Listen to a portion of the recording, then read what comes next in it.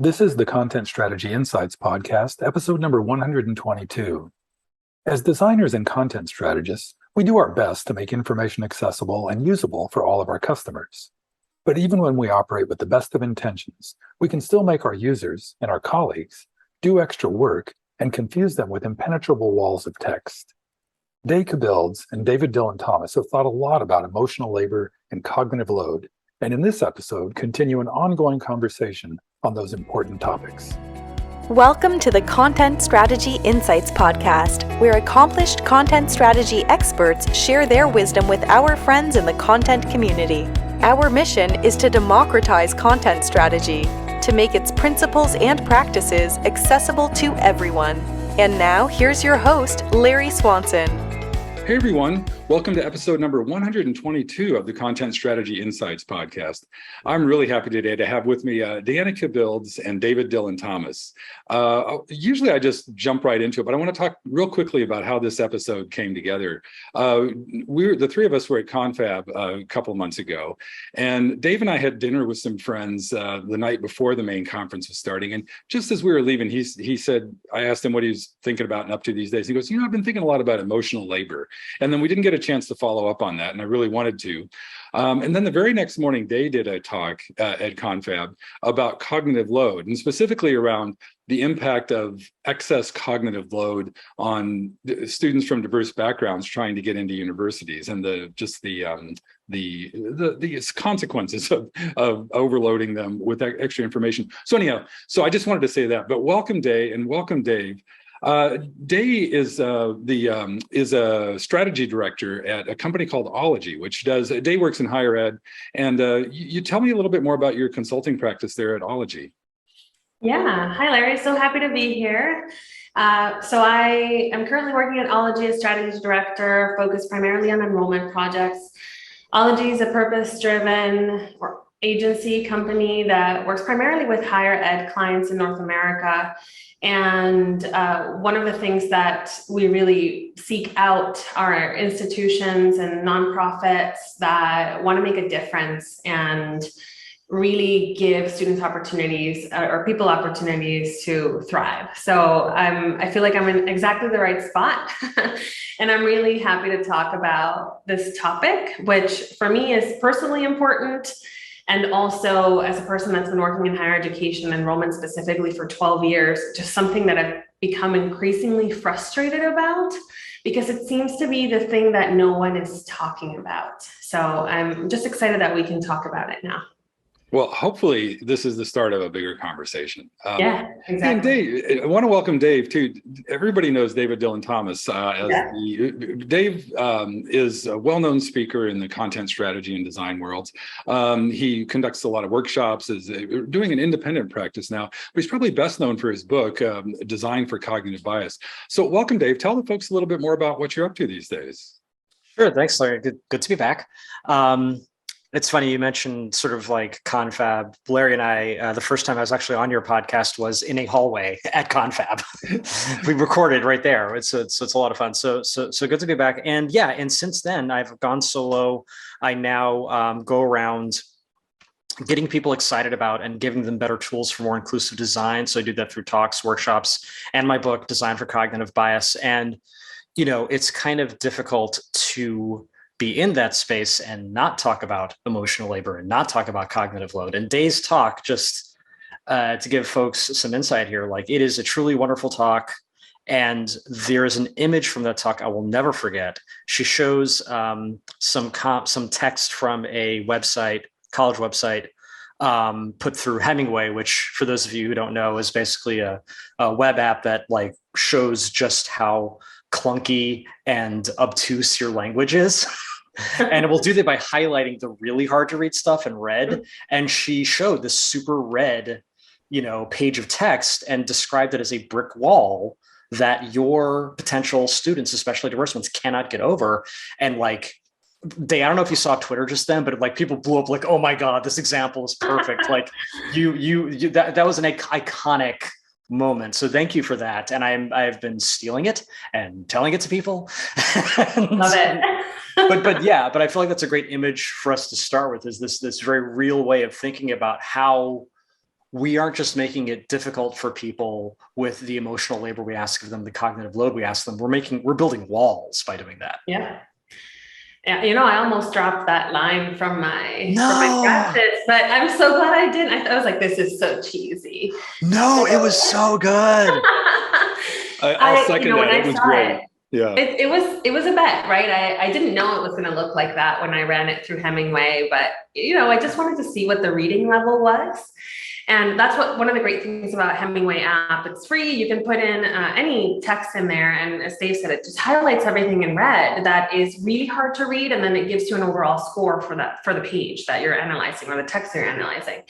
And I was like, oh, just for fun, let's see what the reading score is on this page. And it was a page specifically written for Dream Act students that, probably don't have family members in their house, in their immediate household that are going to help them interpret this information.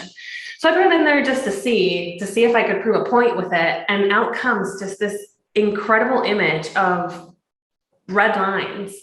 And I looked at it and it just made me think of a brick wall. And the reading level is postgraduate. Who can understand and this is one page that is supposed to explain to you how you actually have access, written at a level you don't have the literacy for. Are we helping or is it hurting? No, that's a really cruel irony. I'll point out that you're imposing postgraduate level language on yet a to 17-year-old. be a 17-year-old. Yeah. Well, and Dave, that goes back to you told this great story in your talk about how this all first came to your attention, because you were a really bright young student and you didn't get into your preferred university because you missed a very basic, ostensibly simple requirement to get in. So it's not just the wall of text; it's also the whole interaction design and the whole flow of the experience. Can either of you talk a little bit more about that? About how the language is obviously an important part of it, and we don't want to put up these brick walls, but there's a whole bunch of other design considerations that go into this as well. Yeah, so I can start and then Dave, please jump in. So the inspiration for my talk is actually a question Dave asked me months before the confab. And it was, we were having a conversation about different barriers, and I was thinking a lot about language and process back then. I had just come from a campus job where I was very frustrated about I was trying to advocate for just doing something completely out of the box in admissions and just blowing it up completely with like a small group, like a test, and of course face resistance. And then Dave asked me, so what would admissions look like if we really wanted students at our institution? Students from equity deserving groups specifically. And I think, Dave, you used an example about like refugee camps. You said, what would it look like if we really wanted these immigrants in our country? We would go there with snacks and pillows and blankets and paperwork, right? Like we would go there, we would go find them. And that really made me think, like, what would it actually look like if we wanted to admit the students that we say we want to admit, when we write in our strategic plan that we want to diversify our incoming class? It wouldn't look like the way it is now. And so I started digging into that. Like, okay, why does this suck so much? Why is the admission process so complicated? And many of the things that I think are, one of the things at least I think is happening in higher education, as we know, higher education is always behind other industries, but the idea of like proper content strategy, content design, I don't think it's reached many institutions. And it's scary and intimidating. It's a new field or a developing field, and there's a lot of expertise in some like big companies, but who's going to do that at an institution? So one of the things that I like to always do, especially when I'm at a conference, is try to find the thing that anybody could affect, the thing that anybody could change. And for me, that was language. Like if we just look at language, the process is going to suck. It sucks. But if we just look at language, how hard is that? It's easy to fix, right? But how is that contributing to how horrible the process is? And that's where this whole idea of cognitive load came up for me. Because I kind of, in this confab talk, and the way I wanted to design this was to mimic the process of a student trying to apply to university. And as you kind of mentioned, Larry, I went through this and I missed the key requirement, because in this process, we're expecting students to visit or click through at least 30 times different things. And then they end up with somewhere between 15 to 20 pages of content that they have to somehow read, understand, and figure out how it all works together. And there's a requirement here that may apply to you and a requirement over here that may not apply to you. And it's on them. The onus is on them to figure out what is important, what isn't, in what order. And all of this is written at a level way beyond a comfortable level of literacy. That, I mean, you need a dictionary, you need to take notes, you need a mind map to figure it out. So I went through this and I said, oh my gosh, yes, even if we couldn't change the process. So if we couldn't go all the way to Dave's question, like, what would it look like if we just simplified the language, right? I think it would go a long, long way. If I didn't have to pull out a dictionary and ask, a PhD family member to help me figure it out, it would go a long way. So I think that's what I wanted the message to be. Like, we don't have to be professional content strategists. We don't have to redesign the whole process and blow it up. Like, we could just change the language, and that alone could open up a lot of doors. Great. Yeah. And I think you kind of set out a whole bunch of that, like the whole swath of what you just talked about is like that. I think that's a really good, thoughtful starting point for people to think about this. But, the other side of this too, and that's mostly about the customer facing part of this. Mm-hmm. And I think the emotional labor stuff that Dave, we haven't talked about this. We just barely touched on it at dinner. But my thought about that is that a lot of the emotional labor, that's more about like internal stuff, dealing with your colleagues at work, and I'm sure it comes up in communication with end users and stuff. But can you talk a little bit about emotional labor, Dave? And also, I'm really curious about the role of cognitive biases in both of these dynamics.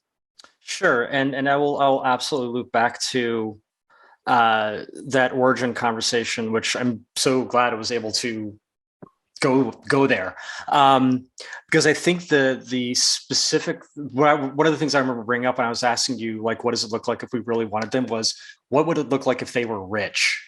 Yeah. Right. And that, right. So let me bring this back to emotional. So a definition, I will caveat here, I am not an expert on emotional labor, and I will also caveat, it is ostensibly weird for me to be talking about this because emotional labor is very often associated with and tasked on women. But a definition that I would use more or less comes back to, I think, one of the original studies that coined the term, which was of flight attendants, mostly female, who would be harassed on the job and still have to put on a smile, right? So that smile in the face of having to deal with stuff that no one should have to deal with is a form of labor, is saying we're going to define that as a form of labor, and it is emotional labor. And it's basically the extra work you have to do on top of your job to keep your job, right? So in the consulting world, this could often mean having a difficult client who you can't just say, hey, we need to make this change or that change. Because if you do that, they're going to yell at you. Mm-hmm. So what you end up doing is spending a half an hour writing a 3-line email that somehow still makes them feel good about themselves, but gets across the point you need to get across. All the work you do so I don't hurt your feelings, or so I make you still feel like your ego is important, that's the emotional labor part of it. And one of the interesting conversations for the past 10 years has been, above and beyond how do we minimize that behavior, is in cases where that emotional labor does end up taking place, how do we charge for it, right? How do we actually quantify it so we can actually say, no, look, it is actually harder to work with you than with that other person because of the emotional labor that you, being toxic, is making me do. So and we can discuss sort of how that happens. But I think, so put broadly, that is what emotional labor is. It's saying we're going to say all this extra work, right, that goes into like couching all of that goes above and beyond just, hey, here's the information I need to give you, or here's the task I need to perform. It's all the extra work. It's all the, well, can't just smile, honey. Can't you smile while you do that? That should, well, it shouldn't happen, but if it does happen, we should be able to charge for it a lot. And where it comes back to what we were discussing before about like what would you do if they were rich? If you think about, take any task flow you can think of and ask yourself, if I were getting $100,000 guaranteed commission, if this person completes this task, would I make it easier to do? Because we can talk about admissions, we can talk about just about anything, but admissions is a great thing. Basically with admissions, I am saying here is a thing you want, potential student, and here are a list of hoops you need to jump through. And the more hoops you jump through, the fewer hoops I need to jump through on my end to actually admit you, right? So even just putting your name on the thing, great, I don't have to put your name on it, right? Or giving me this financial information and entering it, I don't have to go get that information, you did it, right? That's one less thing for me to do. If you look at the luxury market, right? Someone's buying a Vista house, like an island, like a super luxury and high-end car. I am going to send someone to your house and have them fill out all the paperwork. All you need to do is sign. I'm going to take on all of that extra work, and all you need to do is sign, right? I'm going to get as close to that as possible on it. And the same is true for emotional labor. Whatever mood you're in that day, I, as the person who wants your money, am going to make you feel as good as possible. I'm going to do all the emotional labor I need to do to be like, hey, like if you're coming in to look at, some jewelry, hey, would you like some coffee? Would you like some tea? Right? I'm giving you a bespoke suit. Hey, why don't you sit here? How many lumps in your tea? Right? Like I'm going to do all this stuff for you. I'm going to treat you like an honored guest, right? Do we do that for college students? Do we do that for people who are trying to immigrate into the country? Kind of no. We want them to do as much work as possible. And certainly side conversations to be had there about some of that being purposeful, because we actually want to lower the number of people who are trying to do that. But going back to the core concept, if you treated them the way you treat rich people, you would be seeing a very different division of emotional labor. And sorry, Larry. I just want to say one thing real quickly, is that you ended your talk with the story of your admission to that German university where they helped you with that. Were you going to talk about that, or? Oh, there's a bunch of ideas. Dave always does this to me. I mean, every time he says a sentence, I have like 4 ideas that formulate. So the first thing I want to say is actually that Dave, what you're describing like really makes me think about the emotional labor of the applicant too. So in terms of, so if you're applying to university, you don't understand, what do? You send an email. And oftentimes the reply you get is so snarky and so like murky and complicated. It doesn't actually help, but the student has to put themselves in this position like, oh my gosh, I don't want to piss them off because I want to get in, right? So on top of the terrible cognitive load of like the experience of trying to figure things out, you also have to treat the admissions people like royalty, right? And we're not like, I know like when we talked about it, it was about being employed inside the university. But there's also that we're putting that emotional labor or onus on the student too, to make us feel good about our process and suck up to us, because I have the power, right? I have the power to say no to you. And then as you were speaking about emotional labor too, of course, it made me think about working at a university and what's expected of the staff versus the faculty. And in the roles that I had, which of course, recruitment, undergraduate recruitment, I'm responsible for the entire incoming class. I have to work with faculty members and I enjoy it, but there's always a few that you're going to get insulted. And I've been called many things, and you just have to, what your boss tells you is, well, it's in your performance evaluation to manage relationships.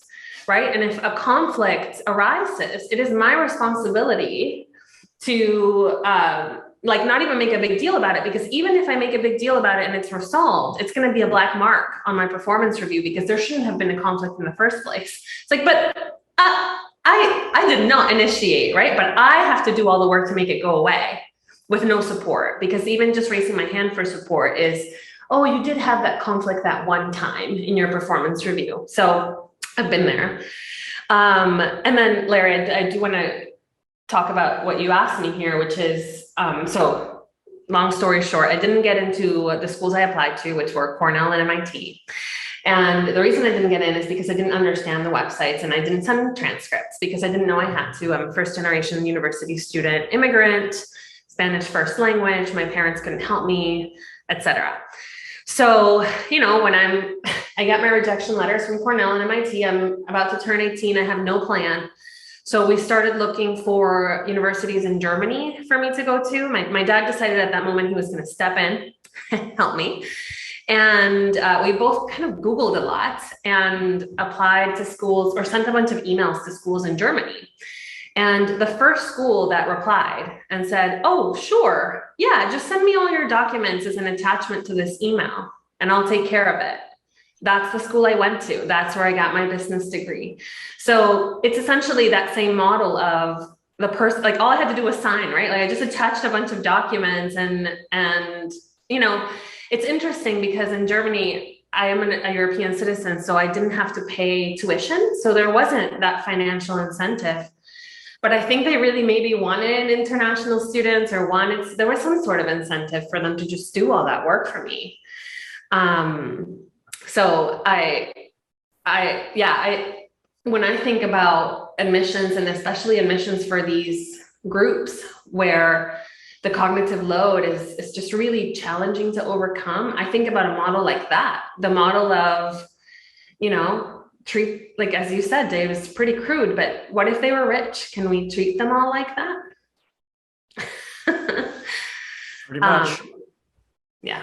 Yeah, I have a friend who's a high school counselor at like a super fancy school, and she has a full-time job of just getting kids into good universities. I'm sure they don't forget their transcripts, Yeah.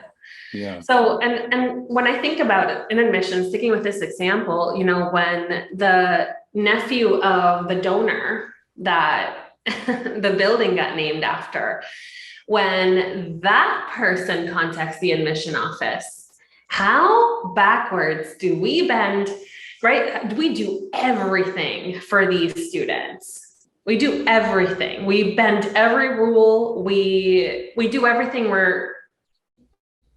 we do everything we can do. Then it's okay to bend the rules. Then it's okay for them not to think about figuring it out, or then we suck up to them, right? But they're not aligned in our strategic plans. Mm-hmm.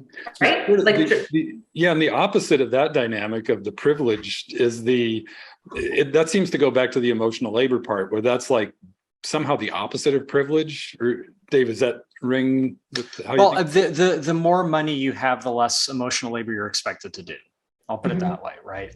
I mean, we're not going to get away with this without talking about capitalism. We're not going to get away with this without talking about the fact that it was 4th of July 2 days ago, and all sorts of, it was a very difficult holiday to celebrate for a lot of us. And frankly, I don't know that I can go on any podcast 2 weeks out from Roe getting decimated without talking about that. All of which to say, we, generally speaking, expect people who don't have money, especially women, especially people of color, to do emotional labor for free. And so, yeah, it is not a surprise that lots of people have to jump through hoops to get in admissions unless they gave the university a lot of money, and all of a sudden. And when you were saying that, I think, especially because we're a couple of days out from July 4th, that is kind of the opposite of what we were sold for America, right? The whole idea of America is, hey, doesn't it suck to have a king? Isn't it weird that who your parents were gets to decide your future? Yeah. Well, it's like one of those sales pitches. Are you tired of your parents deciding your future? Like your lineage deciding your future? Great new idea, democracy, and like pitch America and all that. And it's just sort of like, no, we just replaced royalty with money. Yeah. And the emotional labor follows from that. Like to get back to that, like that's where you'll generally see more emotional labor. And I think the frustrating part is that it's bad enough we expect the poor to work harder. And you'll find, generally speaking, that is the case. The more jobs you have, the poorer you probably are. What really sucks about it is we expect them to do it with a smile. Yeah. That's the emotional labor. Gratefully, right? Yes, exactly. Like you should be thankful that we're even giving you the chance to apply to our prestigious university. Yeah. And the irony of it is, and Day, I'd love to hear your take on this. I was reading recently, I'm going to blank on the name of it, but a different metric. So you have US News and World Report says these are the best universities, right? And they have their own metrics for that. There was another list that came out that bases it on, I think, what they call economic mobility.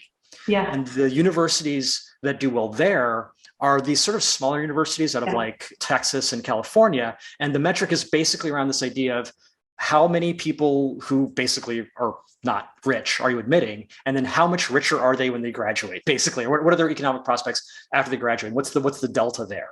And if you look at a Harvard or a Princeton, it's horrible. They do horrible on that metric. But some of these like UT Austin, some of these smaller ones, but that is sort of a completely different way of thinking about this notion of privilege, this notion of labor and cognitive load. And I will bet the admissions, I'm very curious actually, but I'll bet the admissions process for those universities is different. Very different. Yeah. So I've started looking at this metric. I'm currently working with a client that I absolutely adore because this is the metric they're most proud of.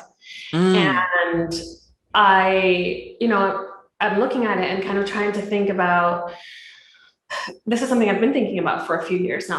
How do we measure potential? And if admission is supposed to be really a prediction of your success potential, what metrics can we use? Right now we're using grades, like we're using past academic performance. There's a really healthy correlation. That's what we're using it. But for students that haven't had the opportunity to even try academic performance, right? Or they go to a school that doesn't have the resources, or they have to work part-time, or they have to, students that have to do more work, as you're saying, maybe that's not the right metric. So what could be a metric? And how do we measure potential? Isn't that what we're supposed to do as admission officers? It is. We're supposed to measure that. That's how we decide, hey, yeah, sure, come into our school, and when you leave, you'll be what you want. You'll be better off, you, your community, your family, etc. Right? I see the purpose of education to be exactly that. It's to improve your own outcomes, your community, your life. It did for me. It changed my life completely. So when I think about measuring potential, so some of the things I've been wanting to try, I don't work at a university anymore, but can we measure if they work part-time? Like, can we see if they, do they have a single parent, or do they live with both parents? Like, what are some of these other things that have nothing to do with grades that we could look at? Like, do they take care of a sibling? Do they, I don't know, have to somehow support their family? Do they cook? Like, what other work are they doing? And maybe it's this idea of measuring how much work you're doing, and not just academically, but just in your life. And that should be just as important as if you got a really good SAT or if you have a 4.9 GPA, because you're working. Yeah. So I in my dreams, I wanted to create this like forum where they just kind of tell us this stuff. Like, how many do you live with just one parent? Do you have siblings? Do you sometimes take care of them? How many hours per week do you work on things that are not school? Just to see these kind of other measurements of grit and perseverance and commitment and all the stuff we say we're measuring with grades that we're not. Grades are now a completely gameable metric, right? Yep. So I really like this idea of work or just labor as maybe a correlation with potential. I don't know. Yeah, and I feel like it gets right back to the value prop of college to begin with, right? Because it's like, if all I'm looking at is how many A's you got, okay, that means you're super smart. What do I need you for, college? Right? Like, it's a little bit of, it gets a little weird, right? It gets a little weird. And there's I know nothing about college football, but I learned this one fact that has stuck with me. So there is a different ways of rating a team. And one of the things you rate is something called, I believe, strength of schedule. And it's basically a way of saying, hey, of all the teams you had to play, well, how tough were they? Like, did you have to play a bunch of easy teams and that's why you're number one? Or did you play a bunch of really hard teams and that's why you're in the middle? So I feel like there is a version of strength of schedule for incoming students. It's like, did you get all A's because you have 50 tutors? Anyone could have 50 tutors and get that. Or did you get all A's, or did you get all C's while working 2 jobs? Yeah. Okay, that tells me a different story. I like that. Oh, I'm going to be thinking about that for a while. I love that too, because it gets at that that classic illustration of equity over include the truly leveling the playing field. And that's sort of like, we're normally I'd wrap up about this time, but I want to keep this going a little bit longer if you both have time, because to what both of you were just saying, I think there's need for like new metrics and new ways of thinking about this in our work, as like, how do we measure the success of our content? Are we, either of you have just thoughts off the top of your head about that?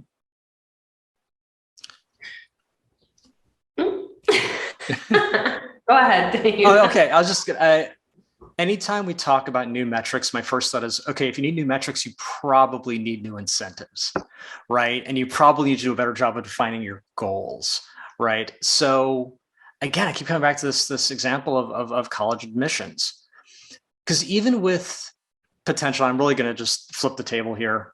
I apologize, but going back to that example of like, hey, if I'm so smart, why do I need to do college, right? If we decide that the goal of college is to make smart people smarter, then great. Let's find the smartest people in the world to make them even smarter. If we decide that the goal of college is to make as many people smart as possible, then you start to look more like a hospital, right? If I'm a hospital, I don't look for healthy people and make them healthier, right? I look for people who are hurt and make them, and basically try to get them to baseline. And it's interesting, even in the medical profession now, there is actually a whole new movement around not just, are you not sick, but are you well? Like, that is a whole shift that's even happening in medicine. And it's interesting to explore, and I don't think they're contradictory ideas, but it's interesting to explore, because I think it goes very hand in hand to say, hey, I want to make the admission process easier for all, because I believe that all could benefit from this educational apparatus we've set up. Which, frankly, not to put a fine point about it, and again, I would love to hear your thoughts on this, Dave.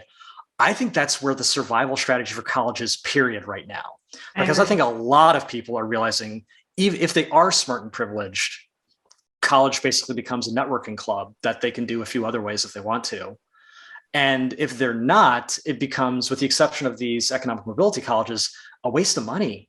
Yeah. Because now I just have a bunch of debt, and I have to take a job I don't like to try to pay off that debt. And all the stuff I learned isn't actually helping me the way it was supposed to.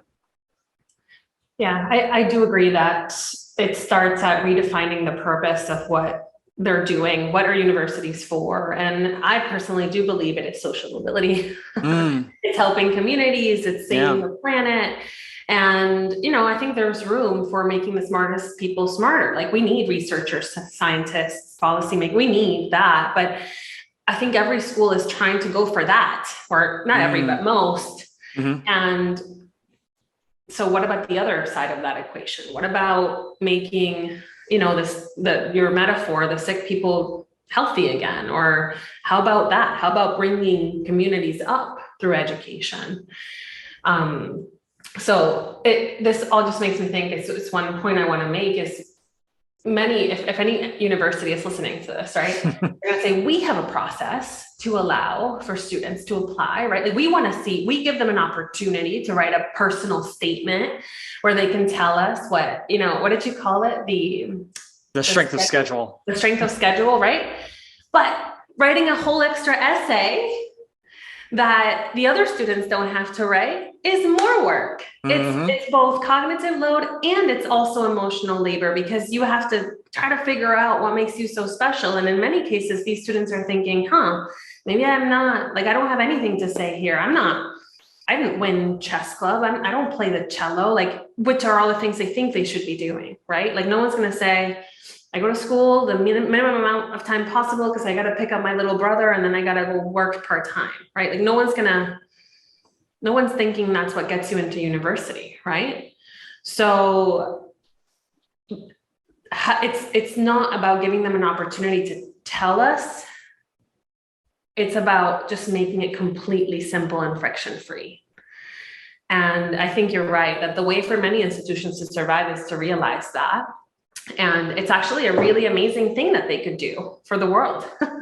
Yeah. So, yeah. I love that this has turned, like my question about metrics, I realized that was kind of like, it sounded almost shallow in the context of that, but it's also kind of gets back to like more qualitative ways of measuring things and a strategic approach to like, well, let's think about wellness, or let's think about social mobility as the goals here. And like, what are the things we need to do in this organization to make those outcomes more likely? Mm-hmm. Does that make sense? Yeah. Yeah. Hey, I know we should, I try to be kind. I don't want to impose too much emotional labor or cognitive load on my podcast listeners too. So I do want to wrap this up at some point. I could talk to you both forever, obviously. But hey, but before we wrap, I want to give each of you, is there anything that we haven't talked about or that's just on your, that has occurred to you during the conversation? Just anything you want to mention before we wrap up? I think I'll just say something I tried to say at the beginning, that although these ideas all sound very big and complicated, it's actually not that hard for people in the roles that we have to make a difference. So what is that base minimum thing that we can do? How can we make things easier for our audiences, our colleagues, et cetera, so that instead of putting the burden, whether it's emotional or cognitive, on someone else, we take on some of that. We can all do that. I'm not saying do that at the expense of your own health and well-being, but we do have that power, and we do have that skill set in this content world. So. Yeah, and I will simply back that up and say that, like, we live in overwhelming times, and it may feel like there's nothing you can do, but there is, like, even these little things. And now, again, I'll go right back to the red Hemingway slide you almost threw out. I can't believe that. That changed people. And, you know, there are people like I know who work in government who also want to sort of borrow that metaphor and use that stuff. Like that is this one choice you made to, on a whim, right, make this just, what would happen if, and then you put it in this thing, and it's like, I think it's life-changing. And you probably weren't thinking, I'm going to change lives today by putting this thing through Hemingway, but it was a thing you could do, and you did it, and you tried it, and you saw. So there are little things like that we may mean it, and you happen to know the impact it had because we're here to tell you, but there are things we all do that are just things that align with our values that we have at least a little bit of control over, and they have influence that we never know about. So I will add to your encouragement to folks who are in this field, make that little change. Even if it's just one word you change to make it easier to understand, that may be the difference between someone applying or not. Yeah, absolutely. I love this. But we do need to wrap. One very last thing. If folks want to follow you online or just connect, what's the best way for folks to connect with you? So I'm both on LinkedIn and Twitter for these kind of conversations. Either one works really well for me. It's just Google my name or put it in there and I'll come up. I'll put it in the show notes as well. And Dave. Yeah, if you just go to daviddylanThomas.com, all my socials and things are there. Great. Well, thanks so much. I really appreciate this conversation. Thank you, Larry. Thank you for listening. If you can think of a friend who might enjoy this episode, please share it with them. And please join us again for our next content strategy interview.